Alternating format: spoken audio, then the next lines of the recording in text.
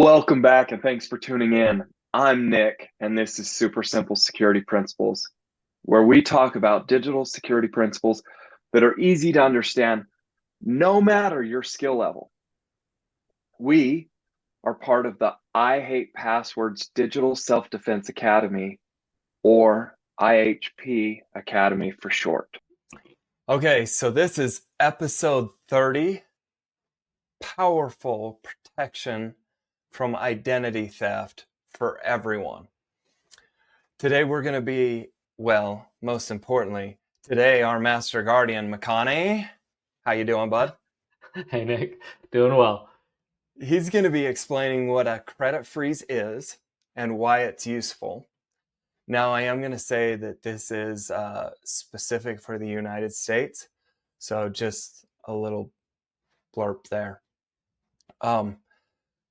That said, Makani, this has always seemed like a daunting task. A task that I'm like, do I really want to do? Because it seems like so much extra work. So that said, you're going to have to put on your salesman hat alongside your Master Guardian hat because you're going to have to sell me on this. Does that sound fair? Yeah, I can do that. You can deal with that? Okay. All right, so for our listeners, if you're sitting there saying, do I really want to? Hopefully, at the end of this, we're saying yes. So, all right, where do you want to start, bud?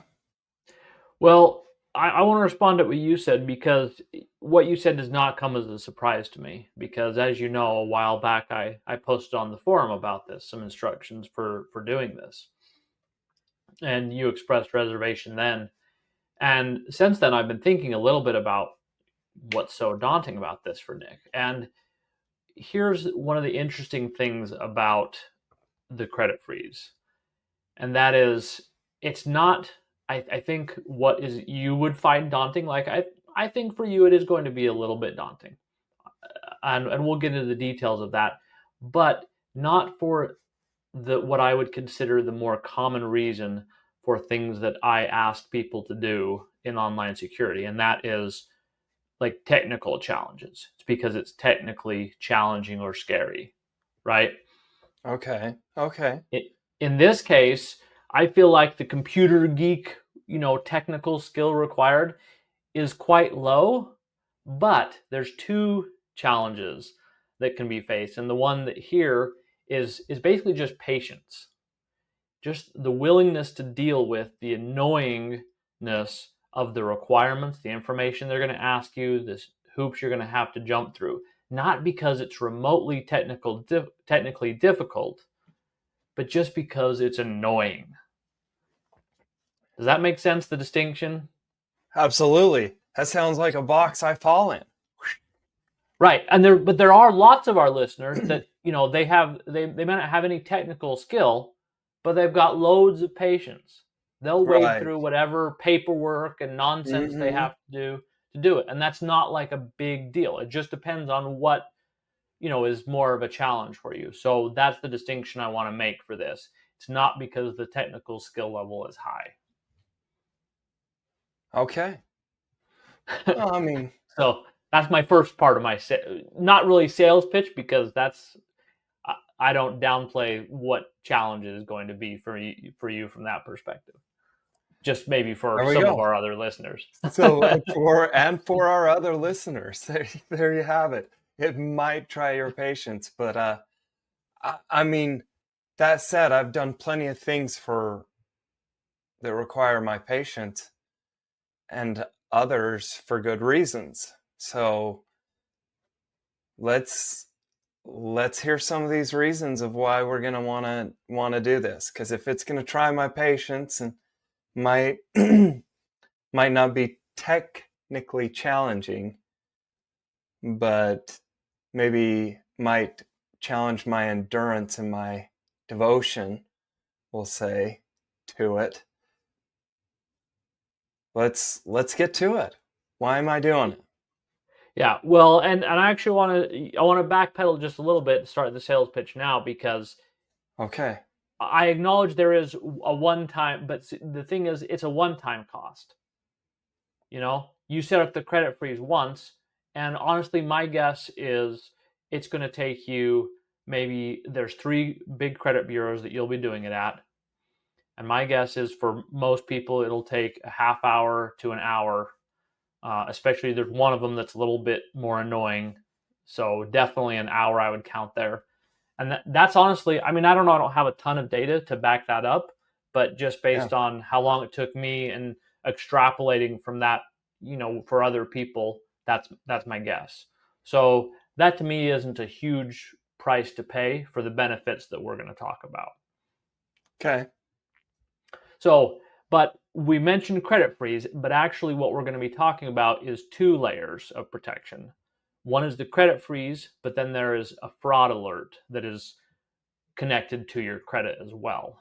And both of these I'm excited to talk about because they are protecting one extremely important part of your identity, which is your credit score.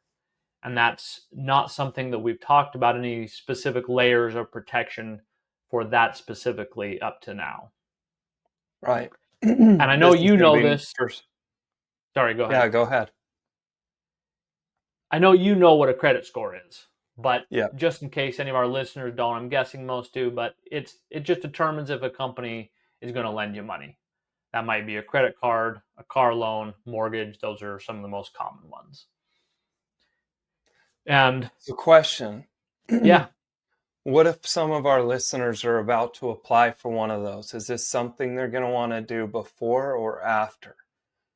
it's actually okay either way, because you can have, so when you do a credit freeze, it will stay on there until you take it off, but you can also do just what's called a temporary freeze, where you say, okay, for this date range, so for these 3 days, I know I'm going to go be buying a car.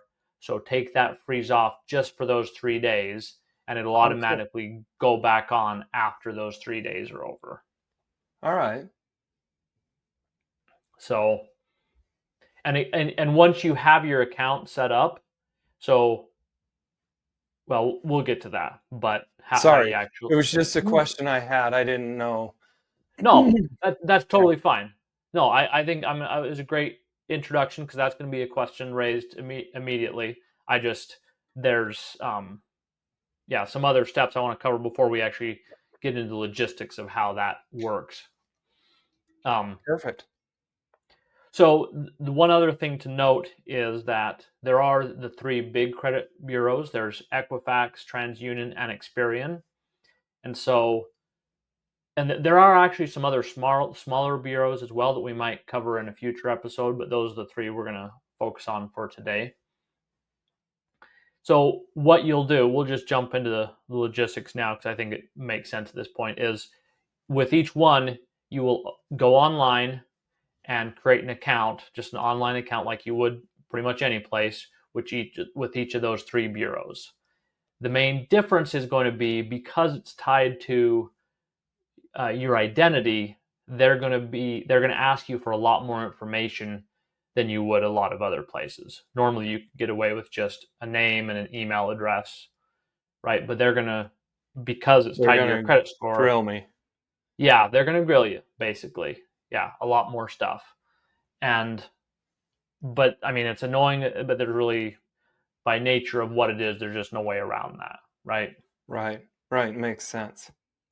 So, but then once you have that set up, then you go in, you add the credit freeze, you add the fraud alert. We'll talk about those more in a minute. But then if you need that temporary lift at any time, all you have to do at that stage is just quickly log into your account, just like you would any other account, with your username and password, and go, say, I want a temporary lift on there. It's very quick and easy Okay. after that initial setup. So next, what I want to talk about is what a credit freeze actually does for you and why it's useful. And it's really simple. All it does is it makes it so you're unable to open a new credit account while it's frozen. You can't go get that credit card or the car loan or the mortgage that we talked about. Right. And it's permanent, right? Like once it's frozen, it stays frozen unless you explicitly decide to unfreeze it. So that's the other nice thing. You don't have to keep remembering to do it or anything like that. And you can do the temporary one lifts like we talked about. So then if a hacker is going to try to lift that freeze to get around it, right, and get a credit in your name, Right. they would need to hack your online account with that bureau. Okay, which is not an impossible task by any means, right? Right. But it's another layer that they would have to Right. bypass. that if you don't do, they wouldn't have to. It's as simple as that. And the steps we've talked about, you're going to have to set up the account with each of the 3 bureaus. But then, for example, if you're going to get a car loan or whatever, if you know which bureau that place is going to use, you would only have to do the temporary lift with the one individual bureau. Okay. Does that make sense? That makes sense. So say you're getting a car loan, they only require one. I'm just speaking hypothetically because I've done no research into this, but yeah. And you just have to ask them where they run it through, because they're all used widely. It just depends. Okay. The next thing is, what is a fraud alert? Now, this is slightly more tricky, but not a lot. Once you create your account, you can go in there and request a fraud alert. Now, there are a couple types, but they're not really complex or confusing as long as you read the explanation when you're going to do it. For most people, you just want the basic or initial fraud alert. And I'm going to read the official wording from one of the websites. It means you believe you are or may become the victim of fraud. And they kind of try to make it sound like you shouldn't be doing it unless you have specific evidence that someone's trying to steal your identity. That you shouldn't just do it proactively, like I'm advising. Right. I was like, that was my question. Wait a second. It seems like they're trying to discourage this. Yeah. Unless. Yep. Well, and that's kind of the theme of your interactions with the website, is it feels like they were legally required to add these options or whatever. I don't know all the background, but it feels like it's kind of grudging on their part, and they're trying to do anything they can to subtly discourage you from actually doing these things. And I'll share some more specifics about that, but you just ignore it. You can add a fraud alert and it's fine. There is an extended fraud alert. Oh, and actually, so that basic alert, it lasts for 1 year. That's the one bummer deal. You have to go and redo that every year. You don't have to recreate your account, but you do have to go in there. And that's one of the services, actually. It's a little piece of the puzzle, but long term in the Academy, one of our paid services that we will have is to help you remember that sort of thing, and a whole bunch of other stuff. But any of those kind of maintenance things will help you remember to do that every year. Perfect. I like that. Yeah, just one of those things. Save our minds for more important things. Right. So you'll see on there is also an extended fraud alert, which lasts 7 years. But for that one, you actually have to submit proof that you've already been a victim of identity theft. Okay. So now, what happens when a fraud alert is active with the credit bureau? It means that they are required to verify your identity before offering credit. That verification looks like a phone call to you that you provide at the time that you set up the alert. So again, the question is, how did the hacker bypass that? So this one's slightly interesting because the only they have two options for bypassing this protection. The first is being able to intercept your phone calls and pretending to be you. Right. That would take some legwork, right? Exactly. Right. It's, again, not impossible, but right. Yeah, that's a pretty significant barrier to entry. It's a good layer of Okay. protection. Yeah, Right. I was going to say absolutely. that seems pretty legit to me. Yep. Yeah, and then the other way is actually, I don't know exactly how I'd compare, but it's a pretty significant barrier as well, which is if they want to log into your account and disable it, they can't just turn it off like a credit freeze. It stays active until that year is up, unless you upload some significant documentation proving your identity. Because for the obvious reason, like they know that's if somebody has that and a hacker's trying to do, they're going to try to disable the fraud alert, right? Right. And so there's going to be documentation about that, and that's going to be a big barrier for the hacker too. Does that make sense? It makes total sense. Okay. Okay. So I feel pretty good knowing that. Yeah. Right. So between the two, Right. they kind of function have a few different characteristics, the credit freeze and the fraud alert. But I feel like especially together, because they're free, anybody can do them. There are a few hours work to begin with, but they Right. provide some pretty solid layers to a really important aspect of your identity. Yeah. So Absolutely. how am I doing so far on I'm pitching it? warming up to To the you? idea, especially Okay. knowing that, look, it's a one-time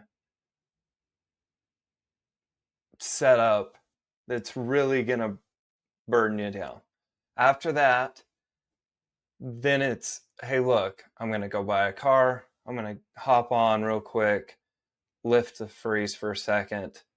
Now granted, the other one you're going to have to renew annually, so that's going to be kind of a pain. But again, you mentioned we've got some cool tools and resources that we're going to offer to you to help you remember and help you, make sure that you can do this. So, okay, I'm warming up to the idea. What else do you got for me? Yeah, well, and I'll just add that, if you think about it on a daily basis, it's not going to have any impact. I mean, sure, you go get new credit occasionally, but it's not like a frequent event, Right, right? Once a year, not too bad. Daily, no impact at all, right? On your right, average day, it's going to have zero impact. So I really like that. right. So there are a couple downsides, though. We've touched on some of these that I had listed. There's the patience aspect. I won't cover over again. There's the personal information, which we covered. Um, I will say also, out of the three, Experian was the most annoying. So I would suggest you kind of start with TransUnion or Equifax, practice on those, so to speak, and Start with the easy ones. Is that what you're saying? yeah, because then you get a little more familiar with it, and then go to Experian, right? Okay. And one of the ways Experian is most annoying, they all do this a little bit, but Experian is way worse on it, at least as of this recording, because I just did this last month again, is they try to sell you their services. Ah, And they're kind of, well, yeah, I just say they're misleading about it. I'm going to drop that word kind of, because here, very specifically, Experian talks about locking your credit. Okay. Now, all this time we've been talking about freeze, right? We've never used the word lock. right. And so they have a paid service that they offer that is locking your credit. And they try to make it seem like freezing your credit, which I'm guessing they're required to offer for free. And they make it sound like you're totally vulnerable without their paid product, which locks your credit. Mm, So you've got to be really careful about the verbiage, because they'll keep reminding you that your credit's not locked. And then it's also very hard to find on Experian. So on the other two, you log in as soon as you create your account, to go to freeze is right there front and center. And Experian, it took me a while to dig around to find how to do it, because they have it under, like, you have to go to their sales page essentially for their lock program, go to the very bottom of the page, and then you can go to the freeze alternative. You know, they have all Okay. their main navigation options up at the top. You look at all their main navigations, they have a whole bunch of them, but none of them are the freeze. So they bury that, and it's totally lame in my book. So I know this is kind of opposite of the sales pitch, but I want to make Right. sure we're clear. I like it, but there are a few things to be aware of, a few downsides. The only other downside that I really ran into is, and again, a minor one, but they're all going to start emailing you once they have your email address. Joy. And yeah, well, mostly it's trying to sell you stuff, but you can unsubscribe. And so far, at least, they appear to be honoring that. If not, report them as spam. But, we'll see how that goes. Yeah, so I think that's all I have in terms of what they do, what the downsides are, everything. Any other questions, comments, recap before we get to call to action? My one last question. Yeah. You ready for this? I'm ready. We go through all this headache and it protects us from people adversely affecting our credit, for starters, but also being able to take advantage of us financially. So it seems like it's a pretty important area to lock down. And so I guess I want to stress that is, did I get those points correct? Yeah, absolutely. And that was kind of where I was going to go too, right? It does. It's one, there are some tools it's like, well, maybe this is right for you, maybe this is wrong for you, right? It just depends on your situation, that kind of thing. But right, this one kind of stands out a little bit because it's one I recommend for everyone. It's so easy and simple compared to the benefits. It's just a really good cost benefit ratio. And yeah, that's my call to action is do it. Everybody do it, and do both the credit freeze and the fraud alerts for the three big bureaus. And you can break it up, maybe one a week, every Saturday for the next 3 weeks, or whatever works for you. But pick a schedule, make a plan. And as a small ask, I would say once you do, I'd love to hear so I can get better estimates, more accurate, confident estimates for the future. I'd like to, come on our forum, just post, say, hey, I did it. Let's celebrate your victory together. And here's how long it took me. And let's say we have some questions. The forum would be a great place to go. So if all of a sudden you get started down this process, Makani, I'm assuming they can reach out to us on the forum and get some help. Is that correct? Of course, as always. Yep. As always, guys, we would love to hear from you. So please visit us there at the forum. Okay. All right. Thanks, Nick. Thanks, Makani. That's our show. Okay, that's our super simple show today. If you're not a member of the IHP Academy already, please come join us for free. Stop searching the whole internet for answers and never knowing who to trust. Ask us instead. We made it super simple to find us, and it only takes 2 minutes to sign up. Just visit helpmegetsafe.com. Enter your name and your email. You're in. You can also find the link in our show notes.